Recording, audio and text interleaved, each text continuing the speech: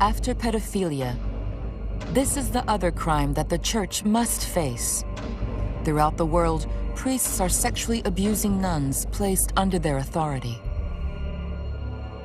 Dass man mir Schmerzen zufügen konnte, dass ich Schmerzen aushalten musste, das war nicht das Ding. Aber was unmöglich war, war, dass mir jemand meine Jungfräulichkeit raubt.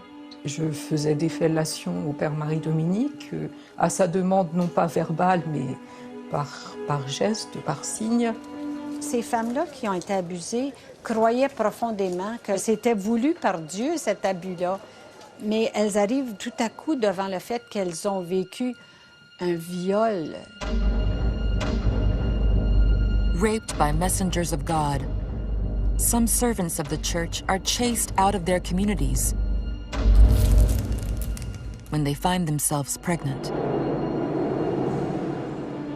Les supérieurs s'attendent avec les prêtres leur donnent l'argent, les supérieurs livrent les sœurs chez le prêtre, c'est la prostitution.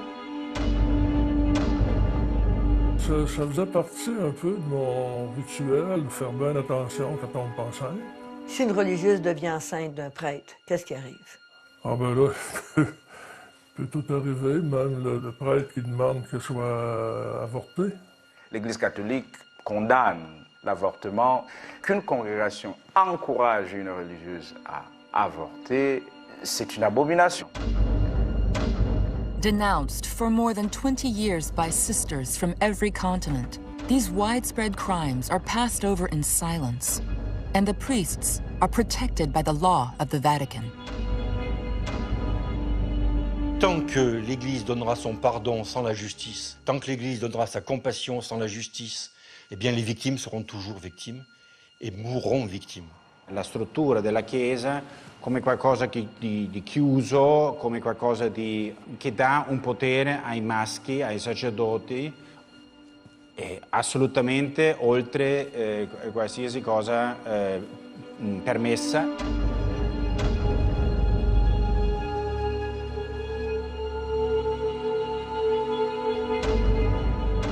At the end of a global inquiry which has lasted 2 years, the victims, the Mother Superiors, the priests, and even those close to Pope Francis reveal one of the best-kept scandals of the Catholic Church.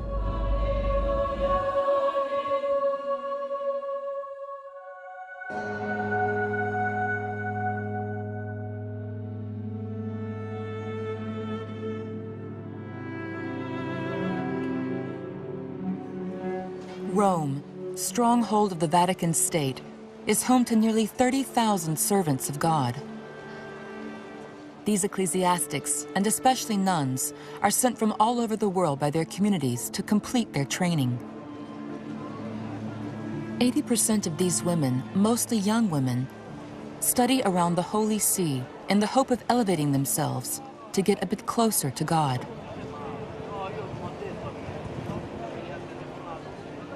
This is what Doris was hoping for when she arrived in the Eternal City in 2006. The young woman is at that time a novice in the heart of the spiritual family, The Work, a community of the Catholic Church located in 13 countries. Before becoming consecrated, this young German woman is still in training.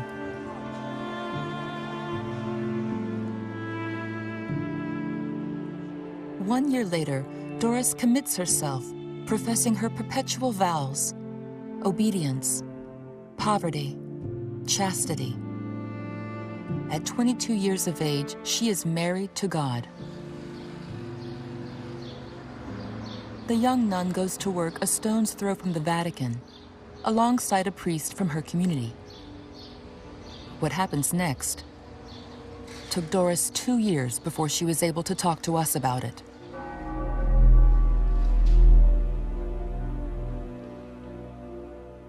Er war theoretisch, ich hab damals die Bibliothek verwaltet. Er war auch verantwortlich für die Bibliothek. Und so hat es angefangen, dass er nachgeguckt hat, was ich gemacht habe.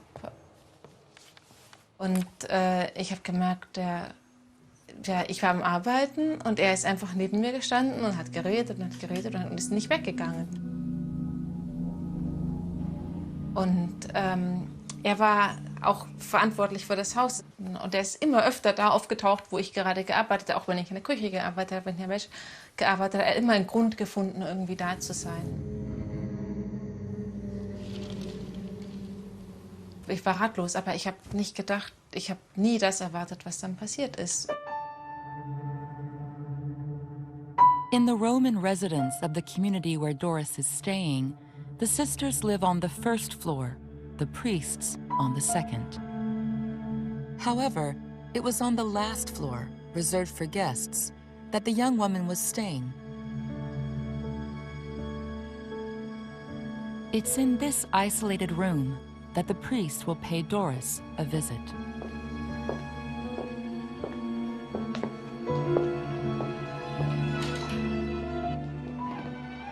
Er kommt in mein Zimmer, der macht die Tür hinter sich zu. Und ich hatte in dem Zimmer, weil das ein Gästezimmer war, war da ein Sofa. Und wir haben uns aufs Sofa gesetzt und ist mit seiner Hand hier rübergekommen, hat den Knopf an meinem Ärmel aufgemacht. Und dann hat er den Knopf aufgemacht. Und das war unmöglich, dass er das wirklich tut, dass er das jetzt wirklich will. Das war unvorstellbar. Und er hat es aber getan und ich habe verstanden, dass das jetzt passiert.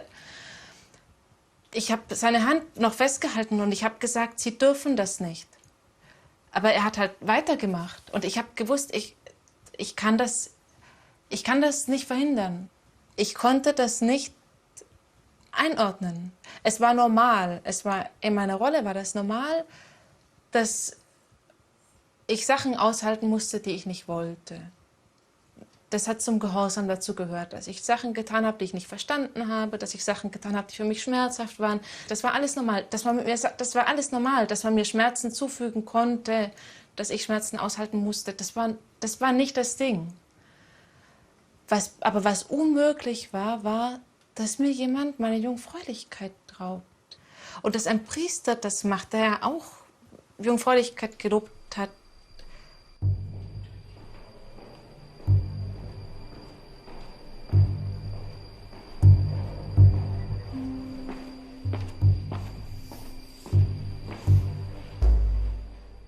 Am nächsten Morgen bin ich in die Kapelle, ich habe den Chormantel angezogen, das Symbol für die Jungfräulichkeit. Aber das hat sich so falsch angefühlt. Durfte ich das noch? Ich war ja keine Jungfrau. Aber was bedeutet das jetzt, darf ich jetzt noch Schwester sein? Bin ich noch Schwester? Ich habe auch das Wort Vergewaltigung war noch nicht in meinem Kopf. Ich kann darüber nicht mit meiner Oberin sprechen. Ich kann darüber mit niemandem sprechen.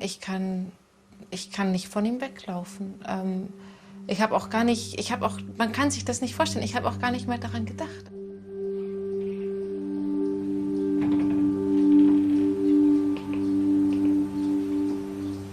Without even being aware of it, Doris became just another victim of a disease which has been eating away at the church for a long time. Throughout the world, in all the Catholic institutions, nuns are educated to be obedient to God and to His messengers on earth, priests. In this powerful position, certain men of the church exercise a hold that can be without boundaries.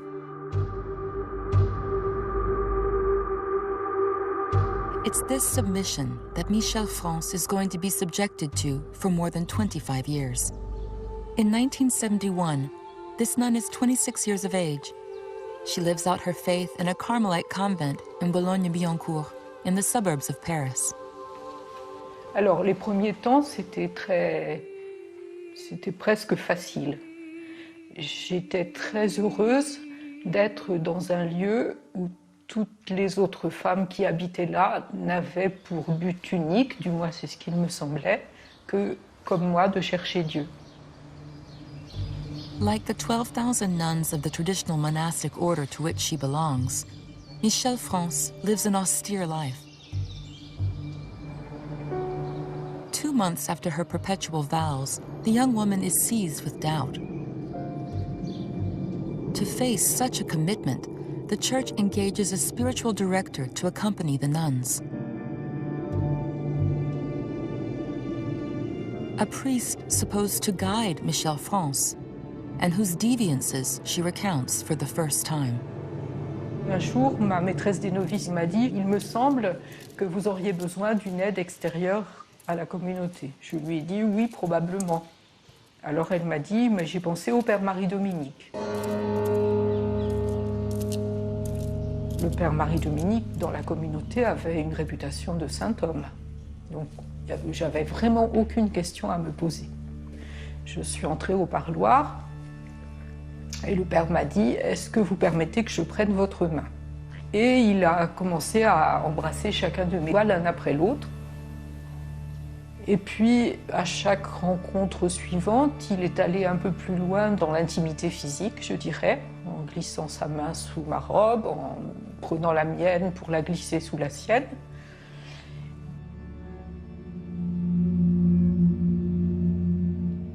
Son explication, sa justification, c'était qu'il voulait me faire sentir l'amour de Jésus pour moi parce qu'il savait, il sentait, il avait éprouvé dans la prière que j'en avais besoin et que c'était ce que Jésus voulait pour moi à travers lui. Il était, c'est une expression qu'il utilisait beaucoup, il était le petit instrument de Jésus. For 2 years, Father Marie-Dominique regularly goes to the convent in Boulogne to visit the nun.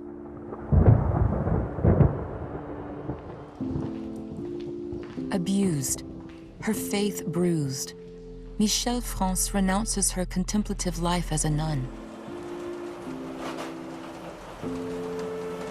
She decides to leave the convent, but the priest doesn't let go of his hold on her just yet.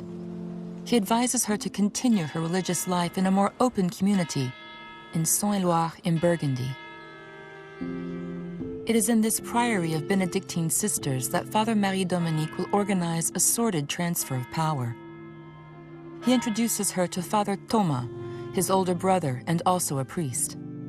In their first meeting, the young woman confides in him that his younger brother was abusing her. Quand je lui ai parlé de cette relation, il m'a fait un petit discours dont j'ai oublié toute la teneur, mais qui se résumait en ceci: la sexualité, c'est un mystère immense. Ce que tu vis avec le père Marie-Dominique, c'est une grande grâce d'amour, et une grande grâce qui vous rapproche de Dieu tous les deux. Le père Thomas est revenu au mois d'août, au début du mois d'août suivant, donc en 1976. Il m'a donné rendez-vous le soir, à une heure où les sœurs du prieuré, les bénédictines, s'étaient déjà retirées. Quand je suis arrivée dans sa chambre, il m'a dit tu peux poser tes affaires là, tu peux te déshabiller. Et puis il a fait la même chose. Moi j'étais dans un état un peu second. Je lui ai obéi, je me suis déshabillée, je me suis étendue sur le lit et il s'est étendu sur moi. Le père Thomas pratiquait ce dont je sais maintenant que ça s'appelle le cunilinguisme. Et puis moi, je faisais déjà à l'époque des fellations au père Marie-Dominique, à sa demande non pas verbale, mais par geste, par signe. Et donc j'ai fait la même chose avec le père Thomas. Ce qui n'était pas très ragoûtant parce que c'était un homme déjà âgé et qu'il avait une hygiène très problématique, il ne se sentait pas très bon. Mais je prenais ça un peu comme un exercice de pénitence. Dans l'absolu, j'aurais pu refuser, mais j'étais comme le petit oiseau hypnotisé par la vipère, qui a encore l'espace de s'envoler, mais qui ne peut pas.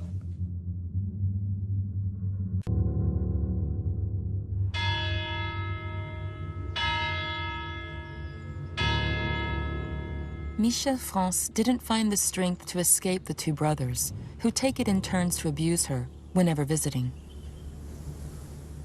As a dutiful nun, she cannot imagine contesting the authority of the two priests.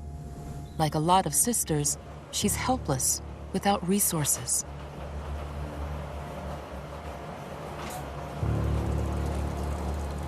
One year later, Father Thomas asked her to join l'Arche, a Catholic community of which he became chaplain. Michel France becomes an employee of this brotherhood and moves into this small house where she still lives today.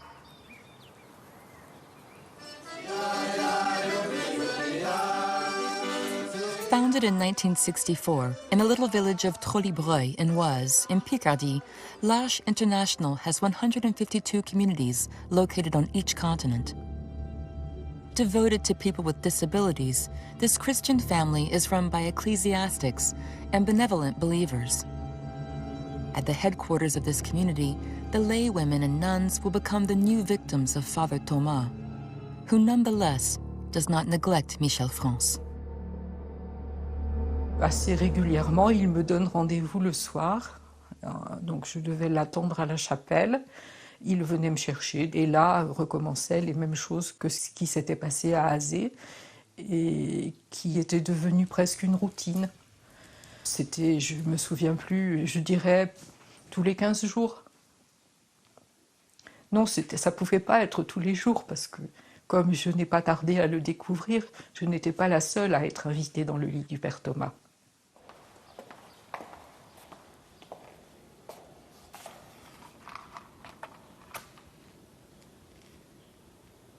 Il a commencé à me dire, on va faire l'accompagnement spirituel autrement.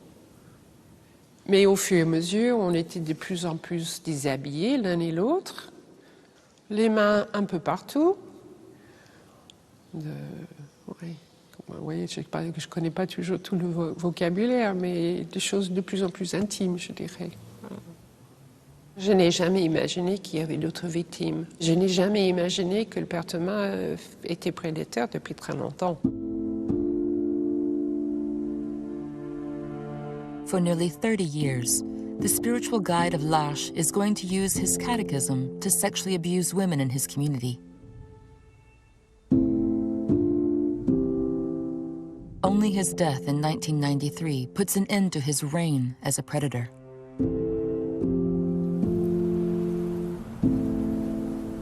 It will take another 14 long years for his victims to dare to speak out. In 2007, Jean de la Selle, former administrative manager of L'Arche, is the first person Michel France is able to confide in. Michel France me dit à ce moment-là, je suis une victime du Père Thomas. J'ai demandé à Michel France de me raconter. Je lui ai demandé si elle pouvait écrire une page sur ce qu'elle avait vécu comme témoignage. Elle m'a demandé de garder l'anonymat, ce que je comprenais très bien, puisqu'elle était salariée.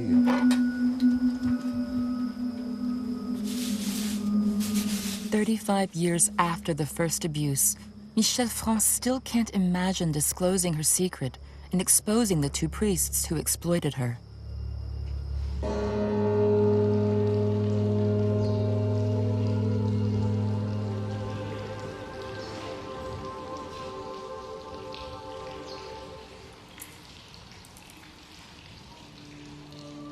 For the abused nuns, the shame of having broken their vow of chastity is mingled with the fear of betrayal. Denouncing a priest is to insult the church, to violate the oath of obedience to which they have committed themselves.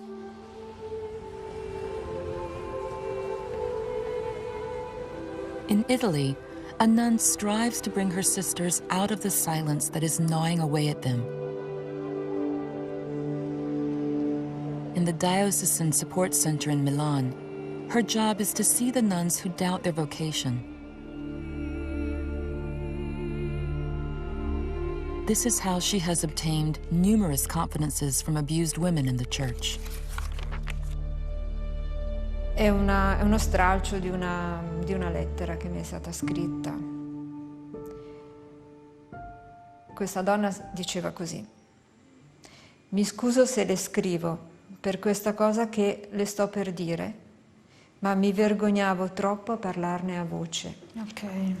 Ma quello di cui ho più paura è di essere presa per una che il male se lo è cercato, oppure di essere presa per una pazza.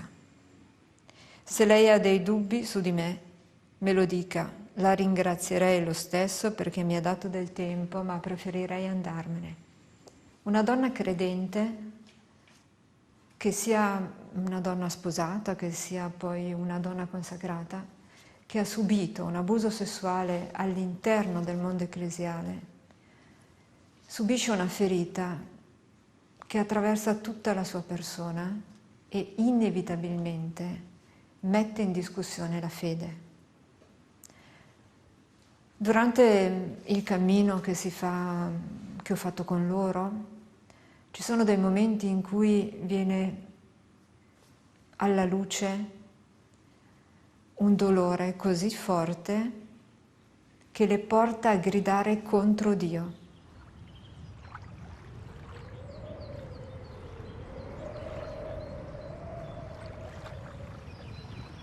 The church abandons his servants to their curse. They suffer from the indifference of the institution to which they have sworn allegiance.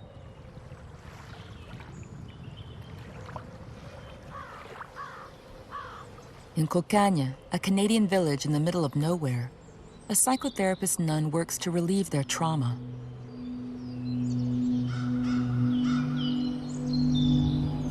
This morning, she receives a victim who has come from Montreal, an ex-nun regularly abused by a priest. Quand j'essayais d'en parler, quand j'essayais de dire la vérité, personne écoutait, personne entendait, personne accueillait. Et les femmes adultes, comme on se fait souvent dire, vous êtes des adultes, tournez la page, oubliez ça. C'est des blessures qui se rajoutent à la blessure. After 6 long years of depression, Lucie decided to travel the 620 miles which separate her from Sister Marie-Paul. She is entering into her 3rd year of therapy. Il se passe que moi, je ressens beaucoup de culpabilité de faire ce qu'il dit, de faire, comme il me dit, de me déshabiller, je me déshabille. T'es dominé totalement. C'est pas ça que t'as vécu?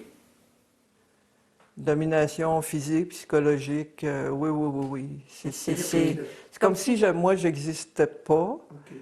Je suis là pour satisfaire par le sexe. Le prêtre. Oui. Après, j'ai mis le couvert là-dessus pour réussir. Puis j'ai tout oublié ça. Là, j'allais travailler parce qu'il fallait bien que je gagne des sous. Puis là, je vais me mettre à pleurer. Ben, y a de quoi, hein? C'est vrai que j'étais toute seule dans tout ça, hein? T'étais toute seule, hein? C'est correct. T'as pas à t'excuser. T'étais seule dans ça. C'est comme s'il y a toute une montagne de boue qui t'écrase, puis tu réussis à t'en sortir avec uniquement le linge que t'avais sur le dos. Tu sais? C'est grave. C'est grave. A graduate with a doctorate in sexology, Marie-Paul Ross has repeated loud and clear for more than 20 years that sexuality is an urge that has not been brought under control by men of the church. Until 2005, the physiotherapist's sister was practicing her liberating ministry in Quebec City. But her hierarchy invited her to go into exile in New Brunswick as she was making too much noise.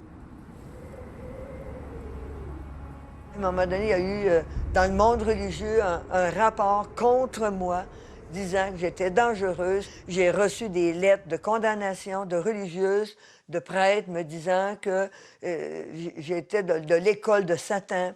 Dire la vérité, c'est pas pour faire des scandales. Le scandale, ça donne rien.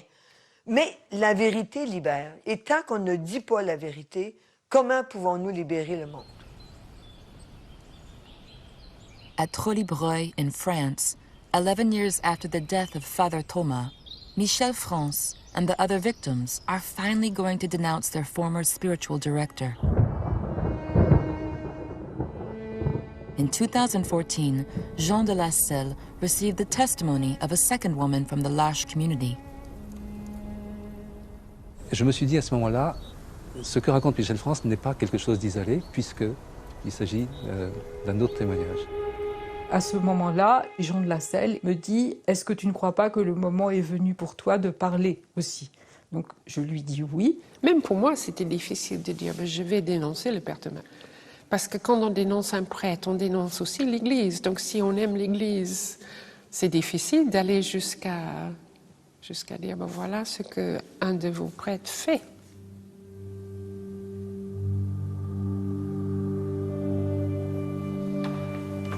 In its magnanimity, the Church grants forgiveness to the faithful who accept to confess their sins. But it only recognizes its own faults under duress. Little by little, the Lash's victims' testimonies increase. The ecclesiastical justice system has no choice but to look into it. At the end of December 2014, the investigating priest Markovits will give to his hierarchy a very documented confidential report on the excesses of Father Thomas. Quand je suis allée rencontrer le père Markovits, c'était le 13 décembre 2014, je me souviens qu'il m'a demandé, entre autres, avec un peu de gêne, mais je pense qu'il se disait qu'il fallait absolument qu'il me pose la question, comment faisaient les deux pères pour que leur victime ne tombe pas enceinte. Je lui ai expliqué que c'était parce que ça se terminait dans ma bouche et que probablement c'était la même chose pour d'autres. C'est le premier homme d'église à qui j'ai parlé et cet homme, de toute évidence, m'a cru. Father Thomas had sexual activity with adult women. He said that through these activities he was looking for a mystical experience to pass on. These activities and their justification show a distorted consciousness which created several known and undoubtedly several unknown victims who should be brought justice.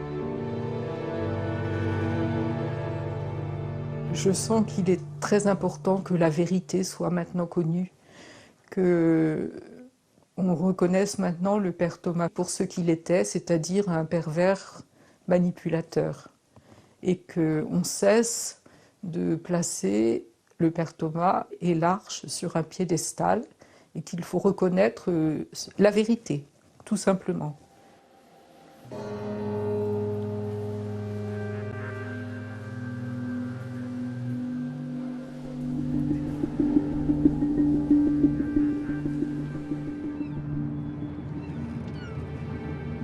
In the doctrine instilled by the Holy See, the truth does not emanate from the words of women. The truth, the message of God, is relayed by men who refute all judgment.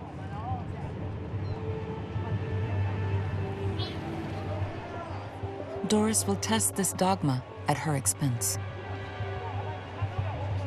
In Rome, the young nun has endured abuse by the priest from her community for several months.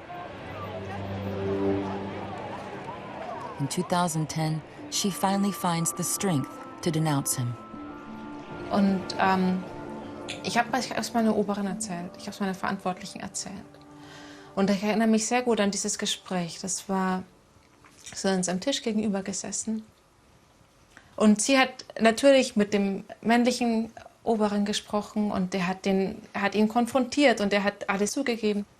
Aber er ist heute immer noch als Priester in der Seelsorge tätig, lebt als Priester in derselben Gemeinschaft, in einem Haus, wo auch junge Schwestern leben, nach wie vor.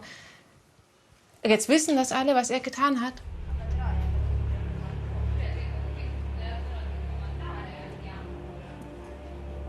Doris will obtain the right to leave Rome to return to her community in Germany.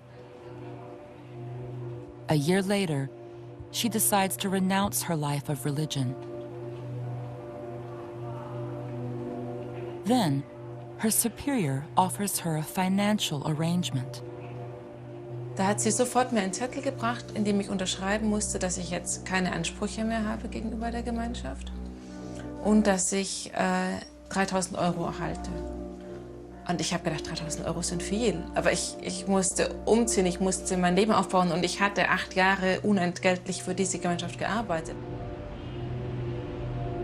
At first, Doris respected this financial agreement.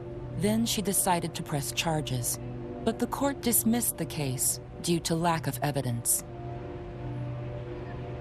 To keep the abused nuns silent, the church has no lack of resources.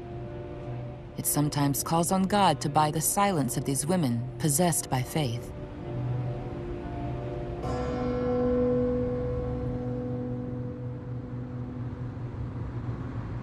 J'y vais pour que les gens voient des têtes de femmes qui ont souffert avec le pertement, pour que ça devienne quelque chose de réel et de concret. On this April morning in 2017, Cecilia is invited along with Michel France to an unlikely mass dedicated to the victims of Father Thomas. After 10 years of petitions for the recognition of their suffering, they have obtained a mass of reparation, an extremely rare ceremony which the leaders of the community hope will silence their petitions. Je vais me tenir devant l'Assemblée et dire, ben voilà, j'en fais partie. Et ils vont voir que j'ai de la chair et des larmes et un sourire. Et bien que l'enquête a montré une dizaine de victimes, nous savons qu'il y en a bien plus. Pour moi, ce n'est peut-être pas le grand jour, mais c'est un grand jour.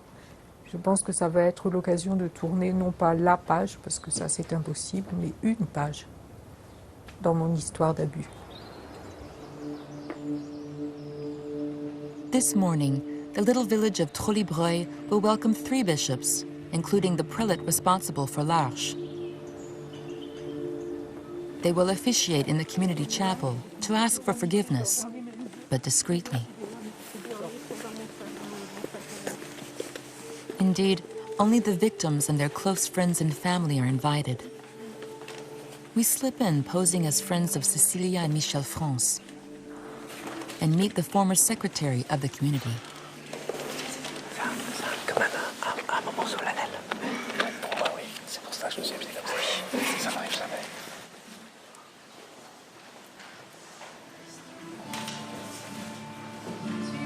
The images which follow were only meant for victims of l'Arche.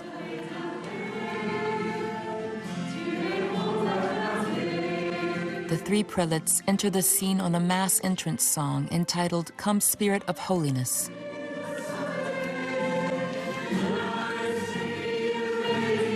The victims are invited to speak first.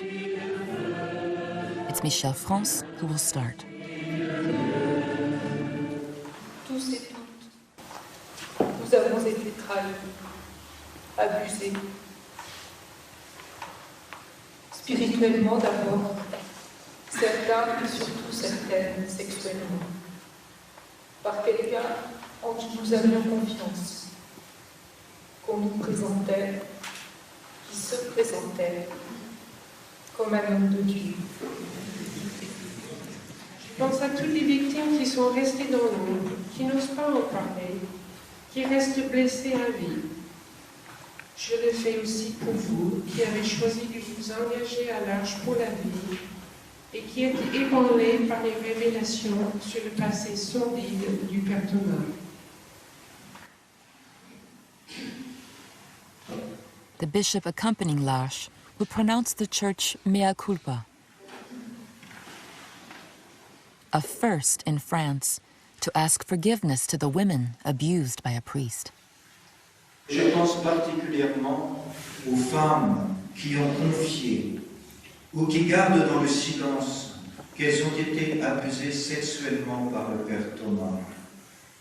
Devant cette souffrance que nous voulons toujours mieux écouter et comprendre, moi, comme évêque, aujourd'hui, je demande pardon.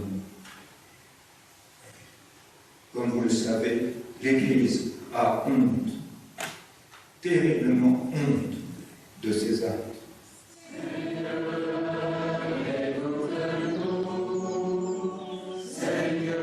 By doing penance, the highest Catholic authorities were hoping to no longer hear of these sexual aggressions perpetrated by one of their priests.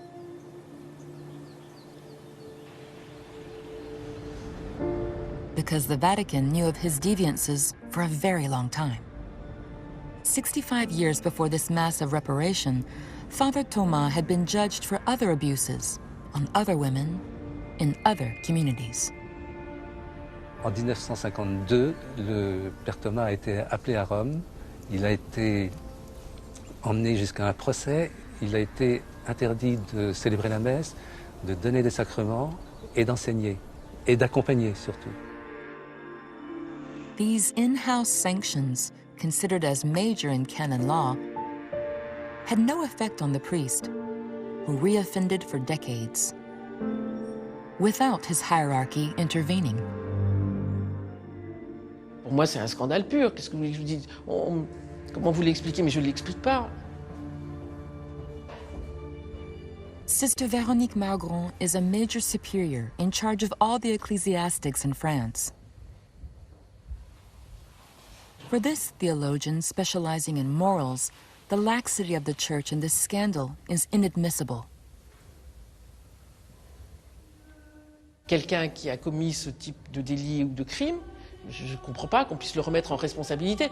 Il est difficile, pour ne pas dire impossible, de dire que plus jamais ça n'aura lieu.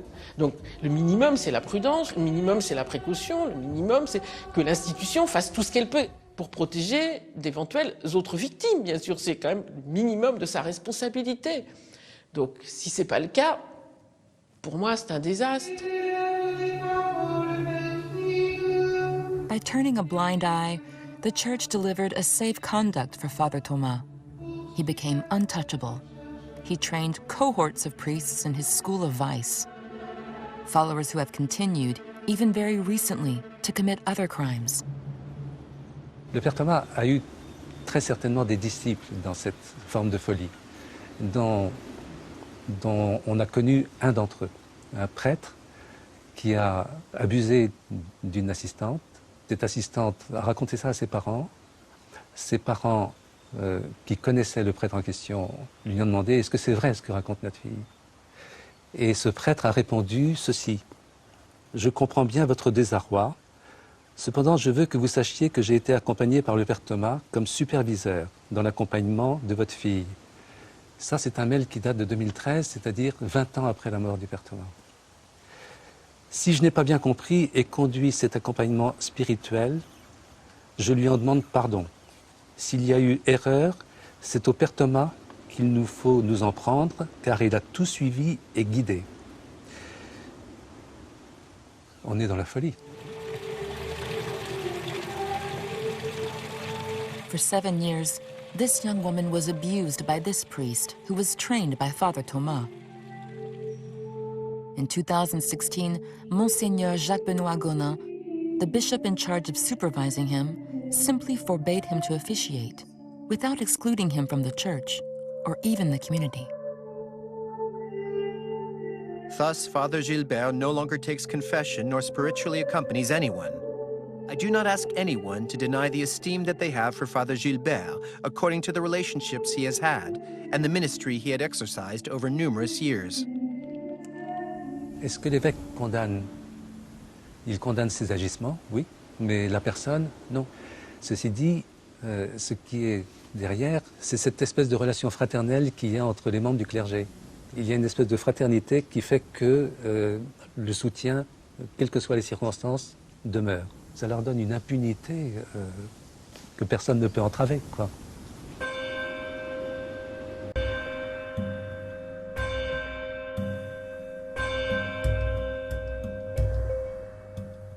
Priest law is not that of ordinary mortals. The impunity that they grant themselves comes under divine right. In their celestial mission, some of them manipulate the word of God. They enact new commandments, which allow them to dispose of nuns as they see fit.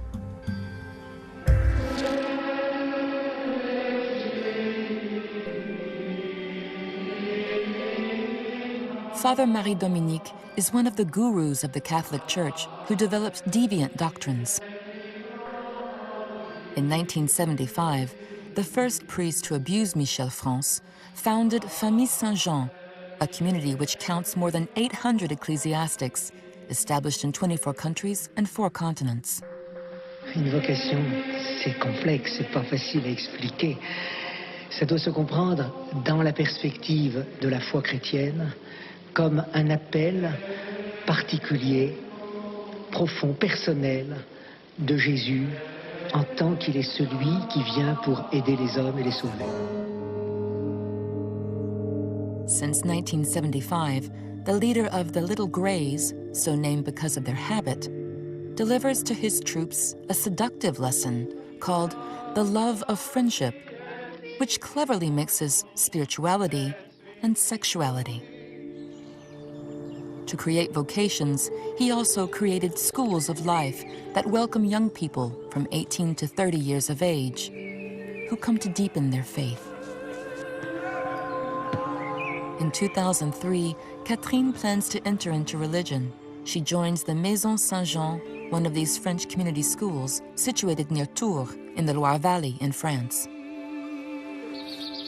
The young 18-year-old woman is about to fall under the influence of her confessor, a priest trained in the doctrine by his spiritual guide. Les premiers gestes sont arrivés un soir où ils étaient tous partis et moi j'étais malade. Et en fait, il a fermé les volets d'un parloir et il m'a dit « Vous n'avez pas besoin de prière, vous avez besoin de ces gestes-là. Ça va vous amener vers Dieu. » Et après, les gestes se sont renforcés et c'est là que ça a été l'enfer.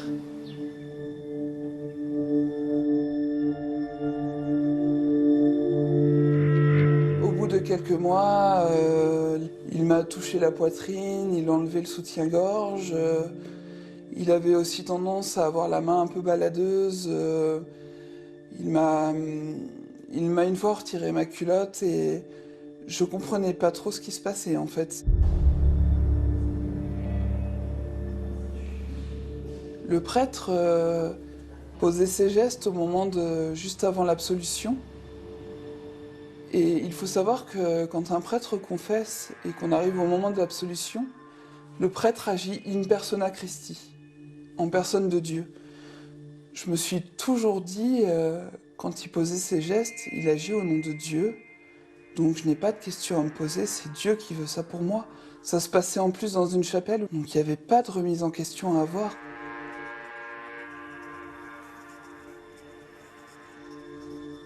Christian Terrasse is a whistleblower. This director of the progressive Catholic magazine Goliath is a specialist in the rhetoric of the priests in this community, who distort the gospel of the Apostle St. John to satisfy their sexual urges.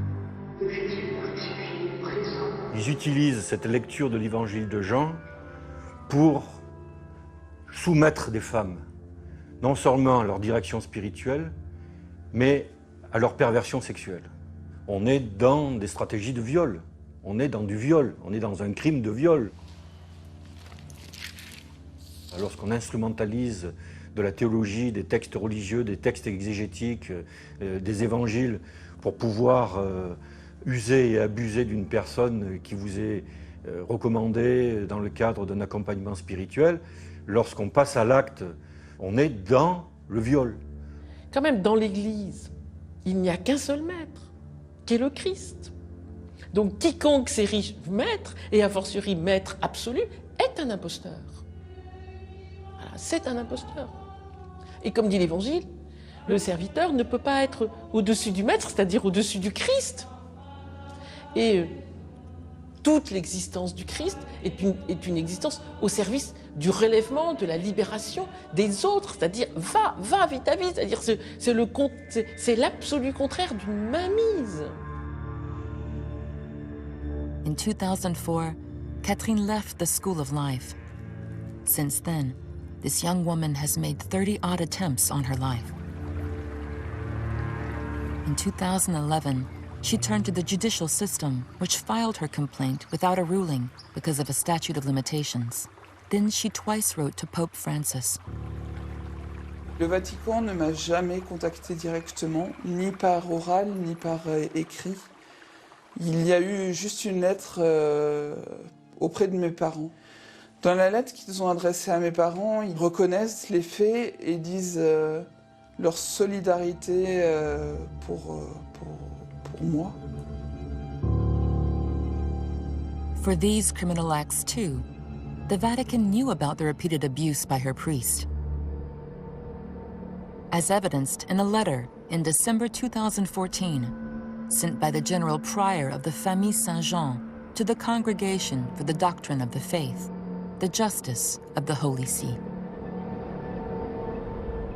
Your Excellency, It appears that Brother M has understood the harm he's caused, and he has done penance, but I remain vigilant towards him. Besides, as Brother M is a good community superior, I have so far maintained him in this position.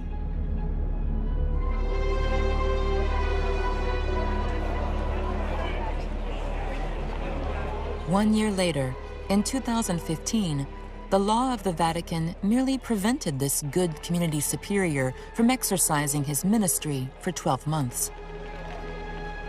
Then he was simply transferred to Rome.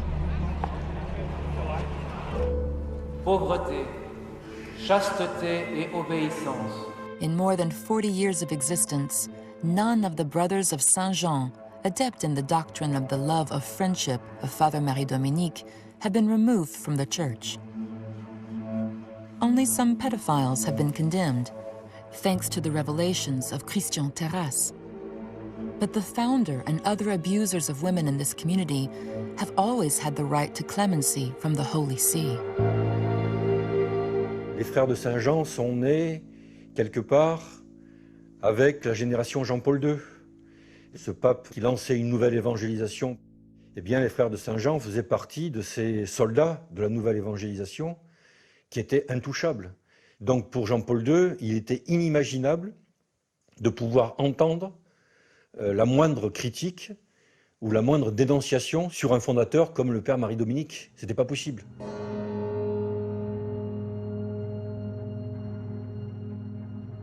Father Marie-Dominique died in 2006, 1 year after the death of John Paul II. At the funeral of the founder of the Little Greys, celebrated with great pomp, the new Pope Benoît XVI and the Bishop of Lyon, Monseigneur Barbarin, paid tribute to the memory of a holy man.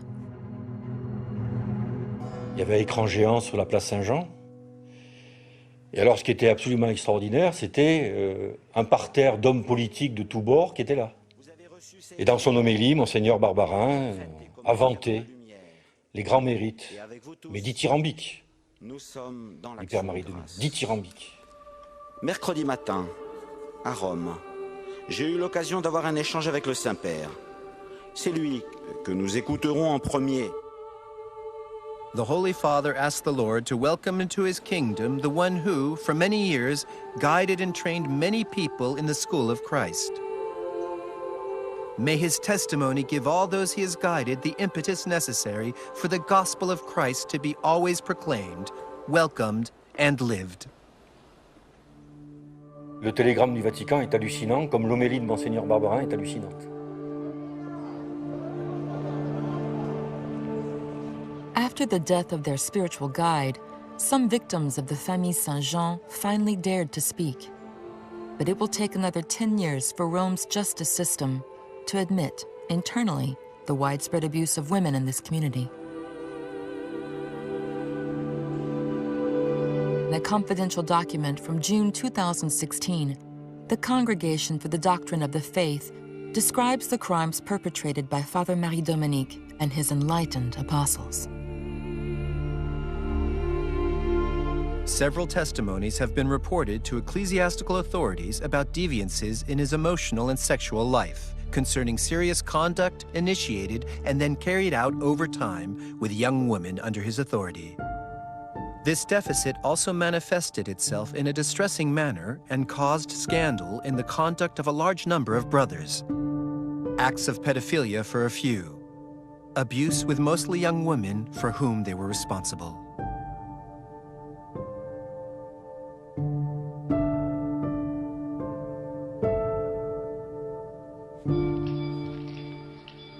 Fault confessed, fault forgiven. For the Catholic justice system, the affair is now closed. No one from Saint-Jean who has abused women has been reported to the judicial system. None of their victims have obtained any condemnation nor legal recognition. Tant que l'Église donnera son pardon sans la justice, tant que l'Église donnera sa compassion sans la justice, tant que l'Église fera des réparations de messe sans la justice, eh bien les victimes seront toujours victimes et mourront victimes. As long as priests reign as masters over the nuns will remain prey. In the second part of this global inquiry, you'll discover how the sisters are sexually exploited right up to Rome and forced to have abortions or chased out of their communities when they're found to be pregnant.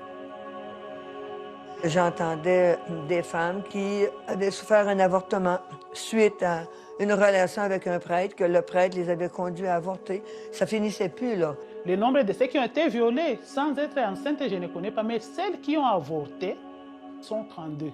Là où on pouvait avoir une cinquantaine seulement de religieuses.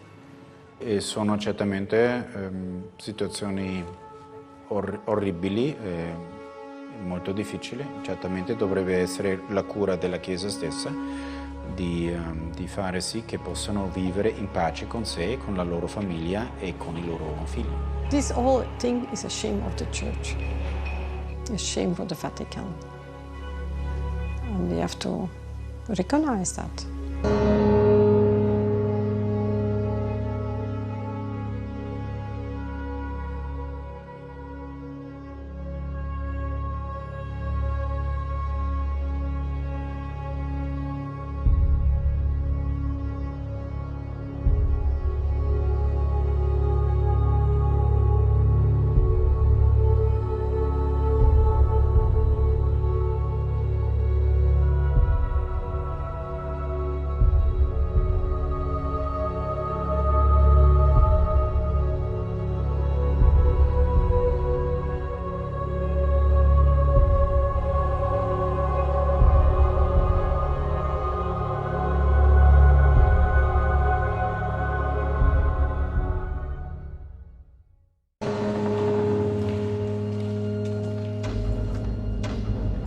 After pedophilia, this is the other crime that the Church must face.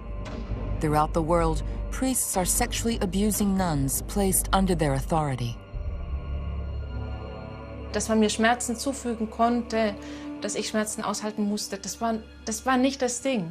Aber was unmöglich war, war, dass mir jemand meine Jungfräulichkeit raubt. Je faisais des fellations au Père Marie-Dominique, à sa demande non pas verbale, mais par geste, par signe. Una donna che sia una donna sposata, che sia poi una donna consacrata, che ha subito un abuso sessuale all'interno del mondo ecclesiale, subisce una ferita che attraversa tutta la sua persona e inevitabilmente mette in discussione la fede. In the first section of this global inquiry, women and men of the Church have revealed to us how these endemic rapes that take place are disregarded in silence, and how the priests are systematically protected by the law of the Vatican. Tant que l'Église donnera son pardon sans la justice, tant que l'Église donnera sa compassion sans la justice, eh bien les victimes seront toujours victimes et mourront victimes.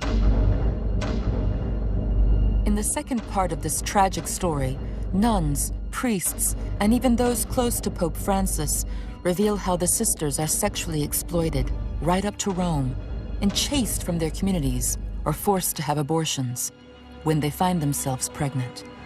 Les supérieurs s'attendent avec les prêtres leur donnent l'argent, les supérieurs livrent les sœurs chez le prêtre, c'est la prostitution. La struttura della Chiesa come qualcosa di chiuso, come qualcosa che dà un potere ai maschi, ai sacerdoti, assolutamente oltre qualsiasi cosa permessa. Ça faisait partie un peu de mon rituel, faire bien attention quand on tombe enceinte. Si une religieuse devient enceinte d'un prêtre, qu'est-ce qui arrive? Ah ben là, peut tout arriver, même le prêtre qui demande que soit avorté.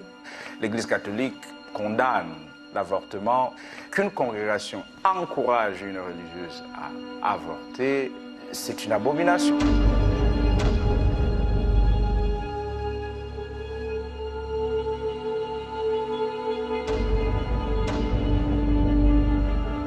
Denounced for more than 20 years by sisters from all continents, 3 popes in succession failed to end sex slavery in the Catholic Church.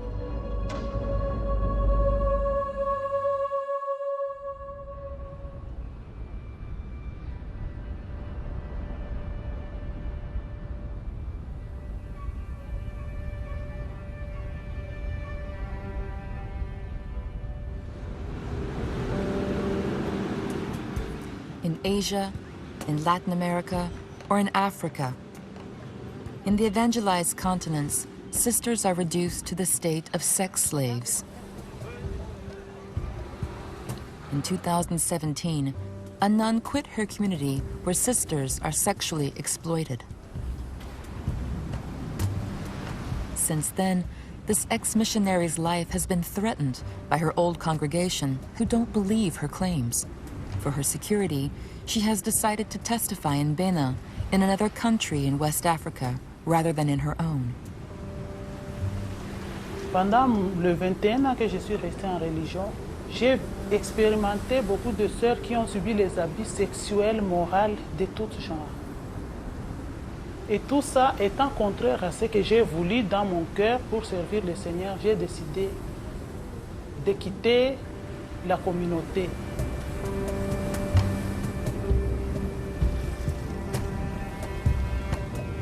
In Constance's missionary sisters' congregation, the abuse is organized and planned from the beginning of their training.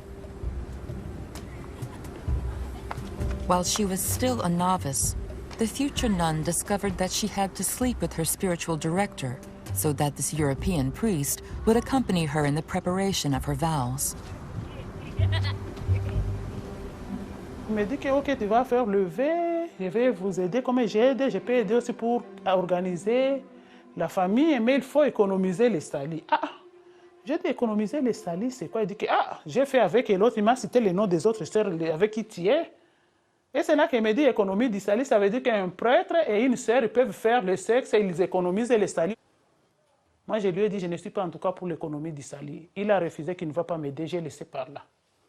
Mais je vois qu'il aide beaucoup de sœurs. Et les sœurs là qui aident les familles, ce sont des sœurs avec qui il couchait. Quand les sœurs étaient encore en formation novice, quand ils étaient encore jeunes et novices, il couchait toujours avec eux. Et ce qui me faisait plus mal, c'est les mêmes sœurs là qu'on nommait toujours supérieures. Qui devenaient supérieures de telle communauté, dans tel pays, dans telle province.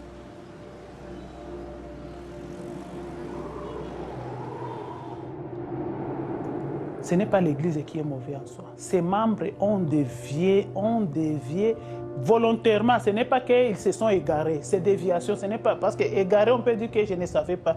Les gens font les choses volontairement en sachant. Working on salvation is only the first step in the exploitation of these women who enter into the service of God. Once nuns, these sisters are commodified by their mother superiors, who are supposed to supervise and accompany them. Les supérieurs s'attendent avec les prêtres. Les prêtres leur donnent l'argent, une somme d'argent. Les supérieurs livrent les sœurs chez le prêtre. Ils montrent à la religieuse comme si c'est un travail pour la congrégation. Mais entre-temps, quand la sœur arrive là, elle se rend compte que c'est la prostitution. C'est comme ça.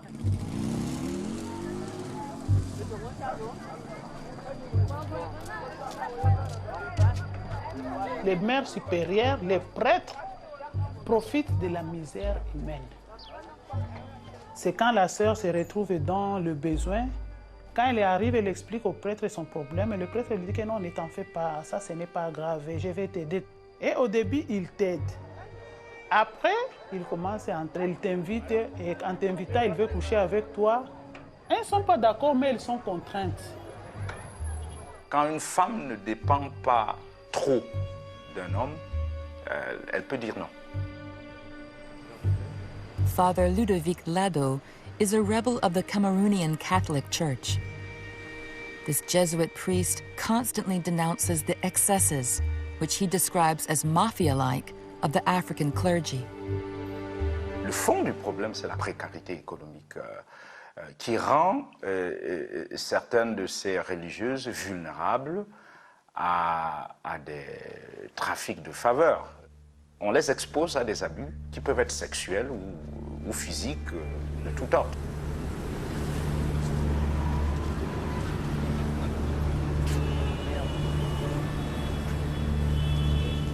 Often deprived of money by their communities, the nuns of the Third World do not escape sexual exploitation when they are sent to Rome.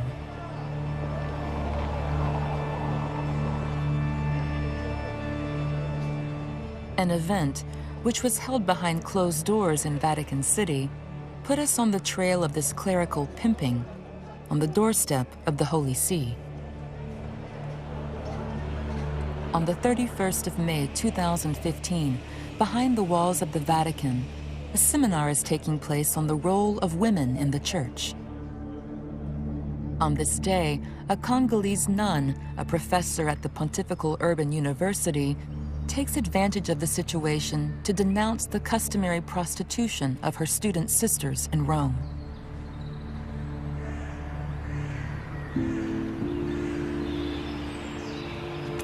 A correspondent for a Spanish Catholic magazine, Dario Menor was accredited. This external witness will, by chance, be present when Sister Rita pulls off quite a coup.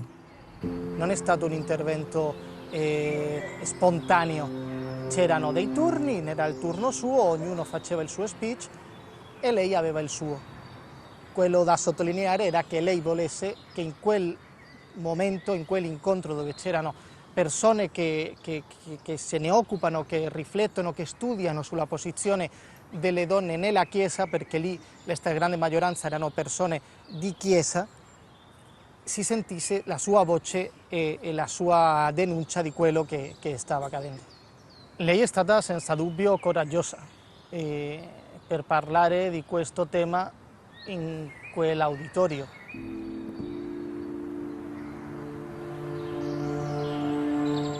Sister Rita's cry of alarm wasn't supposed to leave the framework of the hushed debates internal to the Church. But at the exit of the seminar, while the nun is walking down the street, Dario Menor manages to grab a testimony on the fly. Le congregazioni sono troppo povere, se ne fregano delle religiose, ti mandano a scuola, non hanno tutti i mesi, si arriva alla mendicità a chiedere l'elemosina e ti metti sotto questi benefattori e ti sfruttano con il corpo perché tu non hai un altro cambio, devi vendere la merce che c'hai, quella è la merce, la parte che tu hai dato al Signore la devi prendere per fare il commercio, per vivere e nessuno si interessa. Ma i problemi che sto raccontando sono problemi che tutti quanti sanno e nessuno vuole parlare. Perché lei quando parla qua in Vaticano di queste cose? Voglio la risposta, è la prima volta, voglio la risposta. È la prima volta. Sì, voglio la risposta concreta per prevenire o per aiutare quelli che già sono caduti, perché sono pure figli di Dio.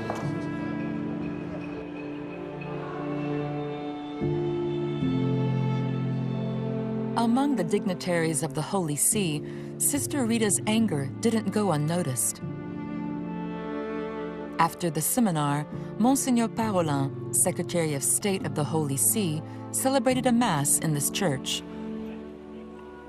He invited the nun to assist him in his homily.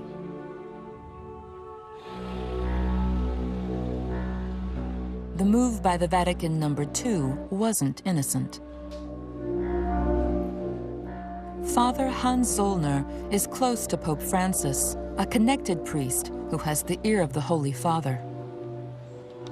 Bene, io credo che da quello che, come conosco Cardinale Parolin, come conosco anche i segni che vengono dati anche molto fini all'interno della diplomazia vaticana, certamente non è stata una scelta a caso, certamente il cardinale e probabilmente altri con lui volevano dare anche un segno di apprezzamento del coraggio e certamente di appoggio anche della giusta causa. Was this gesture of support to calm Sister Rita? The nun has told us that since her intervention, her hierarchy has ordered her to keep quiet. Before returning to silence, Sister Rita delivered a last message to her Spanish interlocutor, a call for help for her exploited sisters, rejected by their congregations when they find themselves pregnant. Quando spuntano questi problemi qua cinte, devono allontanare dal convento. Non c'è assistente, mandato così. La congregazione e la chiesa non sa manco dove questa povera è andata a finire, nessuno si interessa, è una vergogna. Diventa come i lebbrosi nell'Antico Testamento. Nessuno con sorella vuole più rivolgere la parola.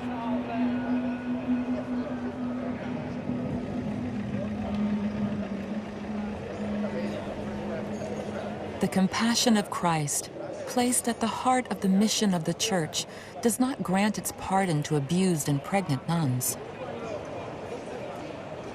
They are treated as ungodly by the institution, which failed to protect them.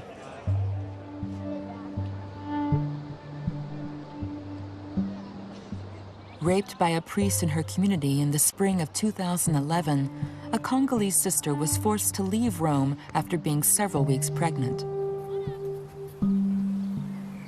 On the order of her congregation, the Little Sisters of Nazareth, this 40-year-old woman was exiled in Pesaro on the Adriatic coast. Without money, without accommodation, Grace found refuge in this shelter. To aid this helpless nun, the director offered her the charitable support of a local lawyer. Grace era in una situazione molto particolare. La prima cosa che io ho conosciuto è che era una religiosa e che era rimasta incinta, era rimasta in stato di gravidanza a seguito di una violenza subita a Roma durante un periodo di studi presso un'università dello Stato Vaticano. Qui aveva conosciuto un religioso del suo paese e questo religioso ne aveva abusato. E da lì comincia ovviamente una situazione psicologica gravissima che la porta a una sostanziale eradicazione di tutto quello che era stato il suo vissuto fino a quel momento, il suo io, il suo essere in mezzo al mondo. As her pregnancy comes to term, Grace is petrified. Not knowing what to do, the director of the shelter writes to the Mother Superior of her congregation to ask her advice. Ebbene, in questa fase la risposta immediata, quasi una disposizione, un ordine di servizio è: Grace deve offrire il bambino a Dio, locuzione, un eufemismo per dire deve dare il bambino in adozione, e poi rientrare nella congregazione. Normalmente la congregazione deve prendersi cura sia del membro, sia anche ovviamente del bambino che nasce. E sono certamente situazioni orribili, molto difficili. Certamente dovrebbe essere la cura della Chiesa stessa di fare sì che possano vivere in pace con sé, con la loro famiglia e con i loro figli.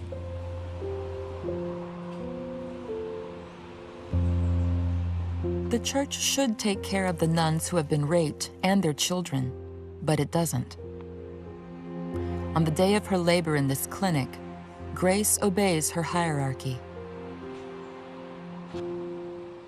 Al momento del parto, a Grace viene sottoposto il modulo che è obbligatorio per il riconoscimento della minore.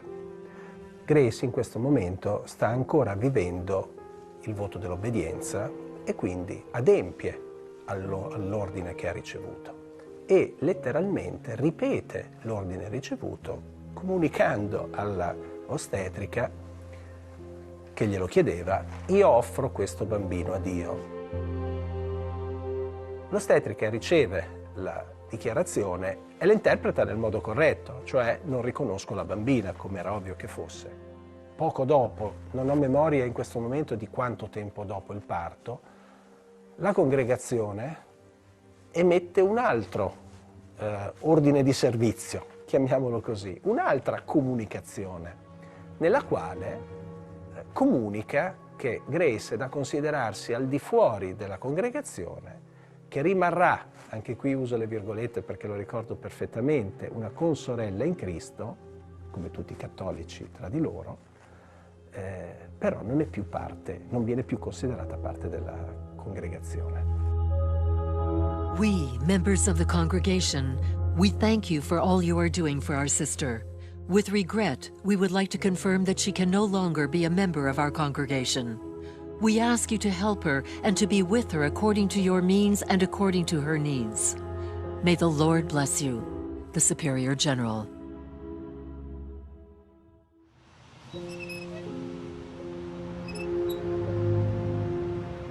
In the month of March 2012, Grace lost everything. Elisa, her baby, her life of religion for which she had agreed to sacrifice her. For the ex-little sister of Nazareth, the betrayal of the church was complete.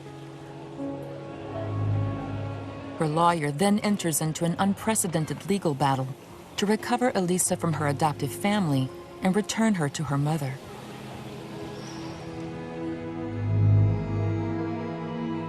After 2 long years of proceedings, Grace has her little daughter back, who is growing up for the time being without knowing her mother's terrible secret. The fate of pregnant nuns rarely has such a happy ending. They are often forced into the worst of the sins that they have been taught.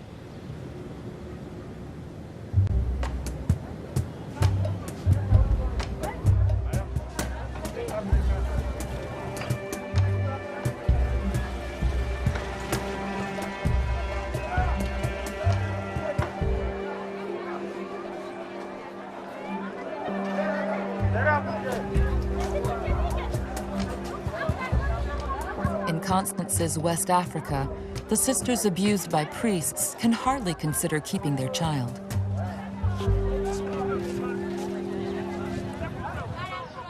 Quand une religieuse tombe enceinte, elle veut garder l'enfant, elle est renvoyée. Et quand elle est renvoyée comme ça, parfois on ne lui donne rien.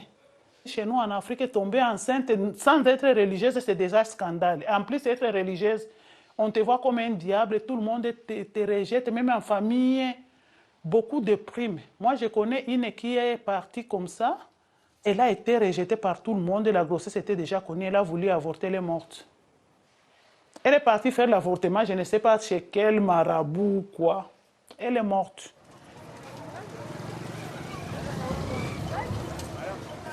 To avoid scandal, the priests and the mother superiors prefer to sort out the problem of pregnancies in-house. Out of the 50 student nuns in Constance's Catholic University, most had abortions with the complicity of a doctor at a local hospital. Moi, il y a un médecin qui me faisait la course. Et quand je lui ai dit, tu ne vois pas que je suis une religieuse, il m'a répondu, viens dans mon bureau, je vais te montrer. Il m'a montré la liste. Tout ça, c'est les sœurs à qui je pratique l'avortement ici. Toi, tu veux me montrer que c'est toi qui es une sœur céleste ou c'est toi la Vierge Marie ou quoi? J'ai honte. Le nombre de ceux qui ont été violés sans être enceintes, je ne connais pas, mais celles qui ont avorté, après d'être abusées par le prêtre, sont 32. Là où on pouvait avoir une cinquantaine seulement de religieuses.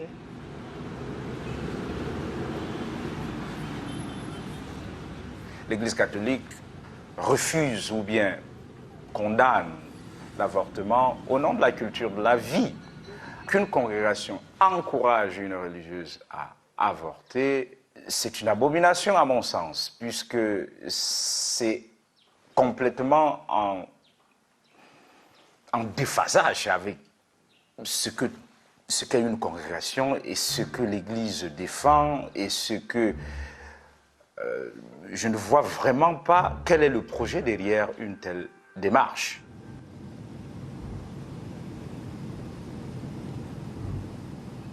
On every continent, and for a very long time, some priests ordered their victims to suppress the life they have begot. Before becoming a psychotherapist, Marie-Pierre Raimbault was a missionary.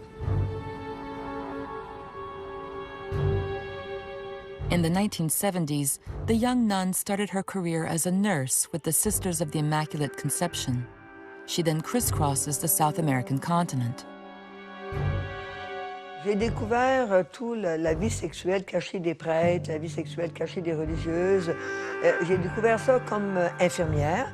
Quand j'étais au Pérou, j'entendais des femmes qui avaient des relations sexuelles avec le prêtre, d'autres qui avaient souffert un avortement suite à une relation avec un prêtre, que le prêtre les avait conduits à avorter. Ça finissait plus, là. C'est inacceptable. Les gens font des vœux, les gens font des engagements. Ils savent même pas à quoi ils s'engagent. For more than 40 years, the psychotherapist nun confronts the repressed sexuality which is leading the men of the church to do their worst. In her mission of redemption, the rebel sister sometimes examines the conscience of repentant predators. Today, she is going to Quebec City to continue Roland's therapy. Roland, c'est particulier. C'est un prêtre qui a eu énormément de déviance sexuelle. Lui, adulte, comme prêtre, il a pratiqué une sexualité vraiment déréglée. C'est un des rares prêtres qui a demandé de l'aide, qui a choisi de se mettre debout et de parler clairement de ce qu'il vivait et de dire clairement qu'il regrettait énormément tout ce qu'il avait fait.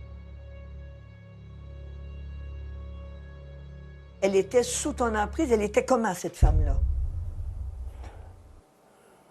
Elle était certainement pas consentante. OK. Oui, parce qu'elle disait qu'elle voulait pas... c'était pas ça, qu'elle n'était pas venue pour ça. OK. Alors ça, j'ai eu le temps de l'entendre. T'as entendu ça? Oui, oui.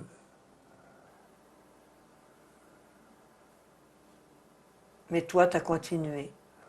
Oui, c'est ça. Si une religieuse devient enceinte d'un prêtre, qu'est-ce qui arrive? Ah ben là, peut tout arriver, même le prêtre qui demande qu'elle soit avortée. Mais c'est une réalité dans l'Église. Oui. Que des prêtres mettent des femmes, des sœurs enceintes, oui. Puis qu'ils font avorter. Oui, oui, oui, oui, c'est une réalité. Oui. As-tu eu peur d'avoir mis une femme enceinte? Ben, ça faisait partie un peu de mon rituel de faire bien attention quand on tombe enceinte. Okay. Puis aussi, alors à ce moment-là, le comportement suivait. Il n'y avait pas de pénétration, il n'y avait pas de possibilité. Tu te préoccupais de ça, toi? Oui.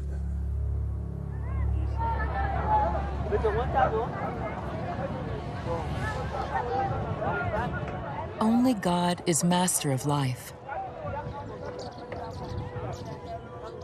From the First Council in 1312 until the John Paul II encyclical in 1995, the Church has always emphatically stated that abortion was the most abominable crime, a deliberate murder, punishable by excommunication. Then what about abortions performed by the Church even after the legal deadline? As was the case for Rose, a nun close to Constance, who had an abortion in the 8th month of her pregnancy. La supérieure a déjà dit à tout le monde que c'est l'unique sœur qui est vraiment modèle. Et la voir enceinte, ça va faire les problèmes. Alors la supérieure lui a dit, on va enlever, ne t'en fais pas. Le prêtre aussi a dit que non, moi je ne suis pas d'accord qu'on garde ça, ça va me créer les problèmes. Et pour elle, c'était déjà une grossesse de 32 semaines, c'était un enfant vivant. Mais on l'a d'abord arrêté le cœur pour qu'elle puisse expulser. Et quand elle a vu l'enfant, là, un garçon, ça l'a fait très, très mal. Elle me montrait même la photo du bébé. Elle me dit que c'est quand le bébé est sorti, mort. Mais entre-temps, la supérieure lui avait donné déjà une promotion. On l'a fait directement conseillère provinciale. Mais malgré ça, je sentais que la joie qu'elle avait avant, ce n'était pas elle. C'était une fille joviale. Mais à un certain moment, j'ai senti que ça laissait quelque chose en elle.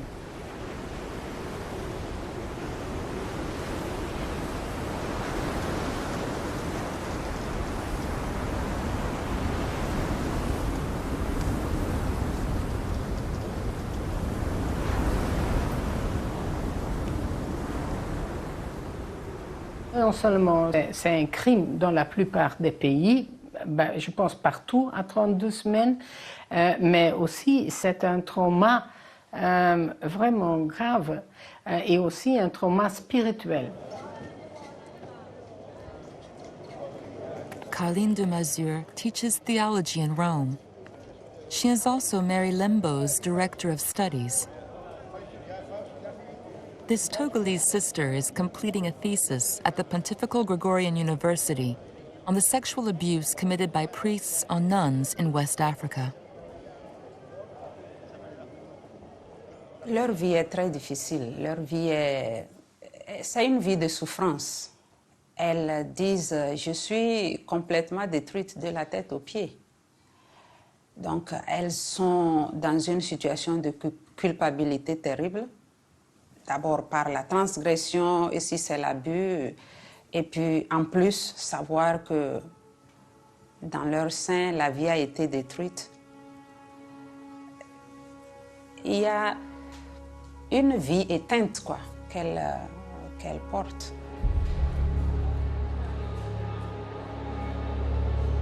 Sister Marie Raimbault's thesis will soon be completed, but will it be published? For if the Holy See tolerates some in-house protests, it proves incapable to do mea culpa on acts that it itself describes as all-out crimes.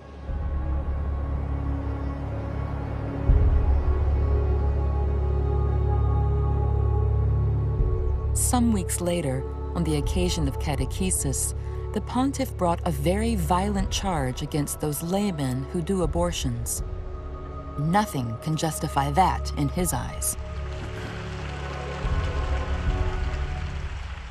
La catechesi di oggi è dedicata alla quinta parola, cioè non uccidere. Si potrebbe dire che tutto il male operato nel mondo si riassume in questo: il disprezzo per la vita. Un approccio contraddittorio consente anche la soppressione della vita umana nel grembo materno. Non è giusto fare fuori un essere umano, benché piccolo, per risolvere un problema. È come affittare un sicario per risolvere un problema. Is Pope Francis unaware that the Church itself has turned to these hitmen? More than 20 years ago, 2 whistleblowers sent irrefutable evidence to the Vatican of the evil that is eating away at his kingdom.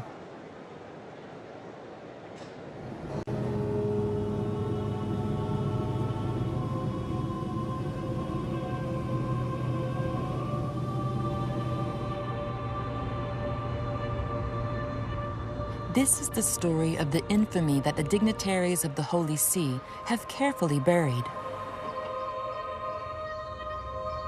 In Missouri, in the United States, one man knows every detail. For a long time, Tom Roberts has managed a progressive Catholic magazine, well informed on the Vatican. At the end of the 90s, a regular informer entrusted him with 2 explosive reports, written by 2 nuns. We received those reports probably 1998 or 99, and because the material was so disturbing and so shocking, we wanted to be absolutely sure that the contents were legitimate, and so in order to verify them, it took some time. And it was about almost 2 years. And that story that priests were abusing women religious because they thought them safe targets where HIV/AIDS was rampant just began to take hold, and it was not denied anywhere. And we approached even officials of men's orders and people in the Vatican who said to us, one of them particularly, that this was not a one-off situation, that these weren't unusual, that he believed this was a problem that really had to be addressed. The first report, completed in 1994, is the work of an American nun called Maura O'Donoghue. At that time, this doctor was an AIDS coordinator within Caritas International. a health and social service branch of the church. For several years, the missionary traveled the world. This is how she discovered the systematic sexual abuse committed on nuns. This information has been divulged by missionaries, priests, doctors, and other members of confidence of the ecclesiastical family. This doesn't concern just one country or continent. In fact, the examples which follow are the fruit of 6 years of experience spent in 23 countries, spread throughout 5 continents. The sisters denounce the priests who have sexually exploited them out of fear of being contaminated with AIDS due to their sexual relations with prostitutes and women at risk. Le sida étant là, pourquoi les religieuses? Parce que ce sont des femmes sûres, elles n'ont pas le sida. Donc des prêtres qui sont avec leur pulsion ne vont plus aller voir des prostituées, ne vont plus aller voir des paroissiennes, mais ils vont aller voir des religieuses, parce qu'elles sont sûres.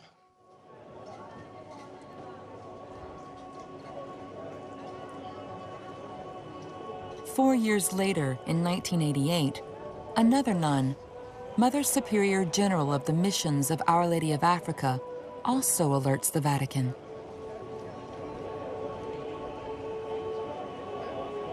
In her missive entitled The Problem of Sexual Abuse of African Sisters in Africa and Rome, Mary MacDonald denounces the abortions forced on her sisters.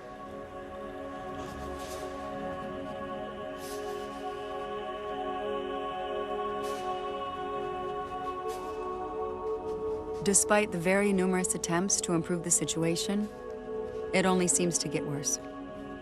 Sometimes, when a sister becomes pregnant, the priest responsible insists she have an abortion. In general rules, the sister is removed from her congregation, whilst the priest is simply transferred to another parish or sent to study elsewhere. A factor which contributes to this situation is without a doubt the conspiracy of silence surrounding this subject. The conspiracy of silence will continue. The confidential reports of the 2 nuns will stay dead letters until an unknown source leaks them. In March 2001, Tom Roberts publishes them in his Catholic journal. I don't think that it took it seriously at first, or at least attempted to sort of brush it off. It certainly didn't generate the kind of reaction we thought these kinds of allegations should generate. If you're sitting in the Vatican and you're being told that missionaries and people who are doing the heaviest lifting in the community are being abused by the community's pastors and keepers, you'd think there would be outrage that that would really roil the community, and there really wasn't very much.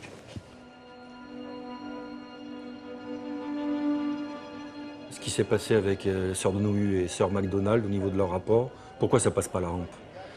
Parce qu'il n'y a pas de relais médiatique.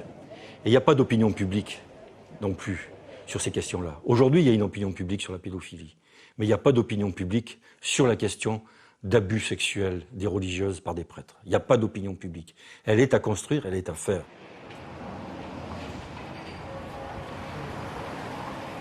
In the spring of 2001, the revelations of Sisters Maura and Mary are thus confined to the informed Catholic readers.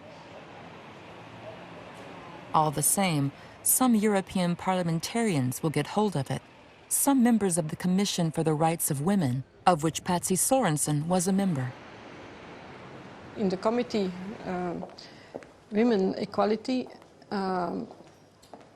we start talking about it. And then, yeah, then we have to, there was a need to do something. We can't let it there. There was a need to react. And the quickest way was to make a proposal for a resolution so that it go to the Commission. And then that we can start in it and we can bring it out. Als nächstes darf ich bitten Frau Sörensen für 1 Minute. In verscheidene landen werden zusters gekweld wanneer een zuster zwanger wordt van een priester, zij de congregatie moet verlaten, terwijl de betrokken priester zijn roeping kan vervolgen. To get a vote on a resolution, the MP and her committee will need to convince a number of parliamentarians and to come up against an insidious resistance orchestrated by the men of the Vatican. In this case was the influence from the Vatican very strong, not to go further. But also their influence in all the committees and all the people from the European Commission and the Council was very strong. There was a lot of lobbyists in the Parliament because I met them from time to time. And then they say, oh, it's only in Africa. This was not true. It was in Europe. It was in a lot of, in the ACP countries. From the first parliamentary proceedings, these messages of disinformation are relayed by Joaquin Navarro Valls in person, the spokesperson for the Holy See, a close advisor of John Paul II. The reaction from the Vatican was very disappointed because he don't say it don't exist. He say, yes, it's possible in some areas outside, far away, and you have to think on the circumstances there. Poor priests, sorry for their behavior, but it's normal there. Huh? Sorry.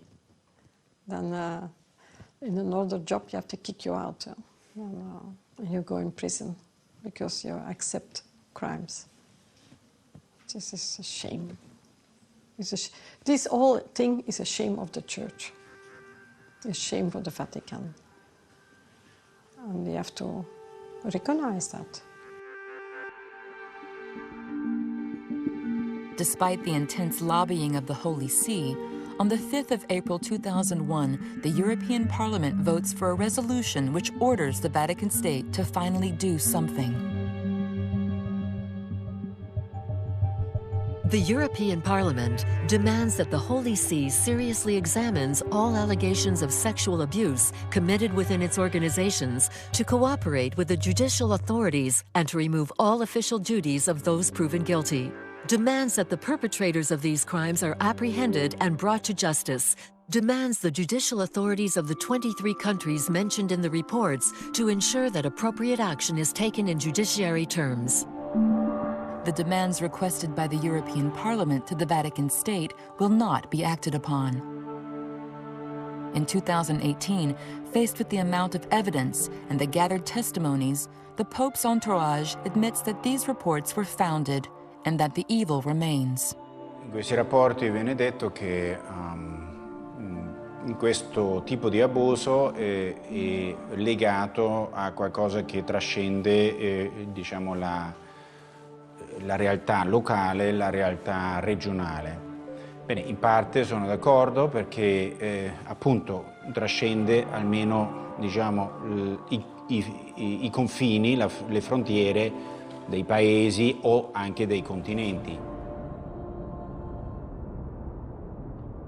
La struttura della Chiesa come qualcosa di chiuso, come qualcosa che dà un potere ai maschi, ai sacerdoti, assolutamente oltre qualsiasi cosa permessa, e io penso, posso con una certa convinzione assumere che sia a conoscenza il Papa.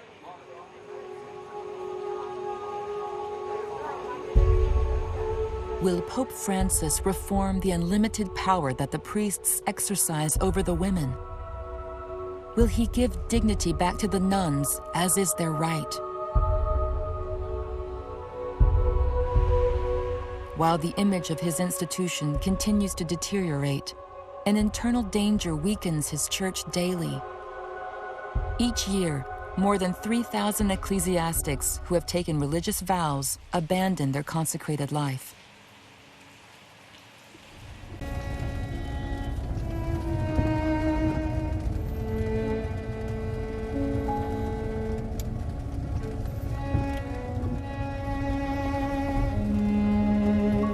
Disenchanted sheep of the Roman Catholic Church rarely renounce their faith. They seek to live their commitment to God elsewhere, in another fashion. In northern Ontario in Canada, one former nun of the Sisters of Charity is one of those defectors. Marie Bouclan discovered sexual exploitation of her sisters when she was a personal assistant to a bishop. J'avais entendu les confidences de femmes qui avaient été abusées par des prêtres, qui avaient perdu leur foi. Je me disais, comment vont-elles s'en sortir? Comment vont-elles guérir cette blessure à l'âme? Alors je me suis dit, il nous faut des femmes prêtres. Ensuite, j'ai dit, pourquoi pas moi? Christian and feminist, Marie Bouclan is part of the International Movement of Roman Catholic Women, a dissident community of the Church of Rome. In 2007, this married woman was ordained a priest. 4 years later, she has become the first female bishop of Canada.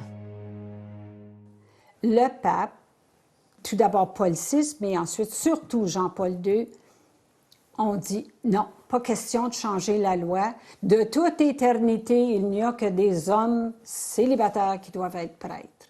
Il n'y a rien, ni dans la Bible, ni dans l'enseignement de Jésus, ni Saint Paul, qui dit que les femmes ne peuvent pas être ministres du culte. Once a month, without ceremony, this bishop celebrates the Eucharist in the intimacy of her home. A domestic service for parishioners who have taken their distance from the traditional church. Allô, allô? Ça va bien? La hiérarchie de l'Église nous dit qu'on s'est excommunié. Nous, on dit non. Au contraire, on aime l'Église. On veut qu'elle soit plus belle et qu'elle soit meilleure. Reste que les églises catholiques, du moins, ne nous sont pas ouvertes. How are you, Michael? Bien. Puis j'oserais dire que si on vivait à une différente époque, on risquerait quoi? Le bûcher, peut-être?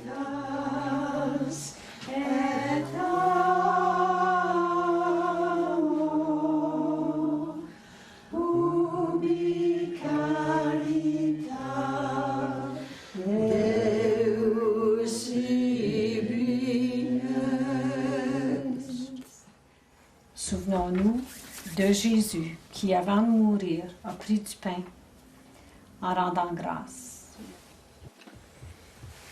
The new Church of Marie Bouclan counts 267 female priests in the world, 16 of which are bishops.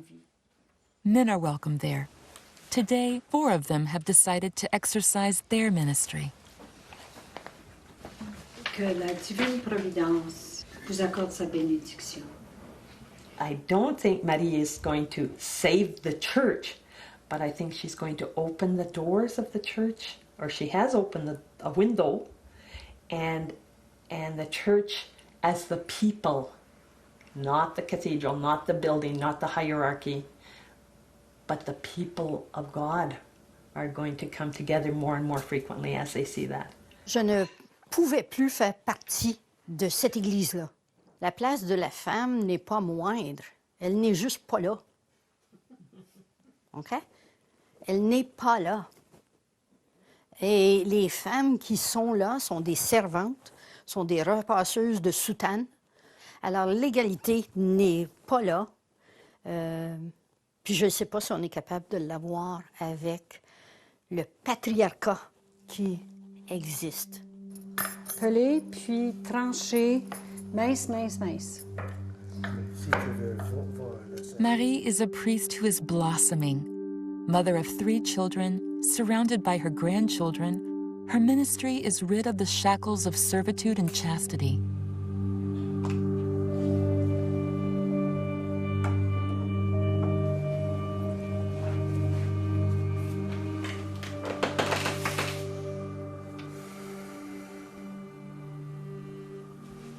Le célibat pose problème parce qu'il impose une vie contre nature aux hommes qui voudraient être prêtres. L'imposer, c'est imposer un style de vie qui ne convient pas. Donc, on ouvre la porte à toutes sortes de psychoses puis de névroses, etc. Pourquoi imposer des lois qui sont intenables? Si le célibat n'était pas obligatoire, Les hommes qui se préparent au sacerdoce auraient une vie équilibrée des relations humaines, des relations hommes-femmes. Il va falloir que ça change. Le pape actuel en est conscient. Est-ce qu'il pourra le faire? C'est une autre question.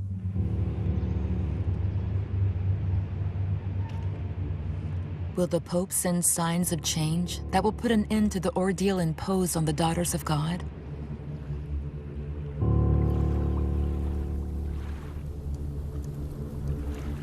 In April 2018, 8 months before the end of this film, we suggested that the Holy Father receive Doris and Michel France so that he officially recognizes the suffering of abused nuns and confirms his desire for reform. We spoke to Cardinal Giovanni Angelo Becciu, the Deputy for the General Affairs of the State of Holy See, in charge of France.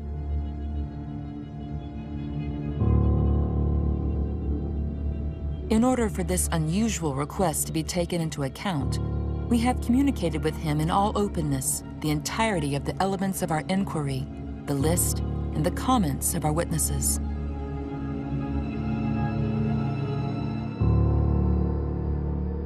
"3 months and many follow-up letters later, here is what the number 2 of the Secretariat of the Vatican told us. Madam, I thank you for the information that you have supplied on the subject of your documentary, evoking a situation that cannot fail to cause me suffering as well as the whole Church. Concerning your proposition that the Holy Father receive the 2 nuns, I assure you that it will be taken into serious consideration, and that I will not fail to inform you of the decision taken on this subject." Faced with our insistence, in mid-December 2018, a proposition from the Vatican finally reached us. The Pope accepted to receive Michel France and Doris, but in private, without the presence of our camera or an outside observer. By mutual agreement with our witnesses, we refused to once again relegate the word of the victims to the secrecy of a private audience, and to contribute to the silence of the Holy Father on the problem of sexual slavery in the Catholic Church.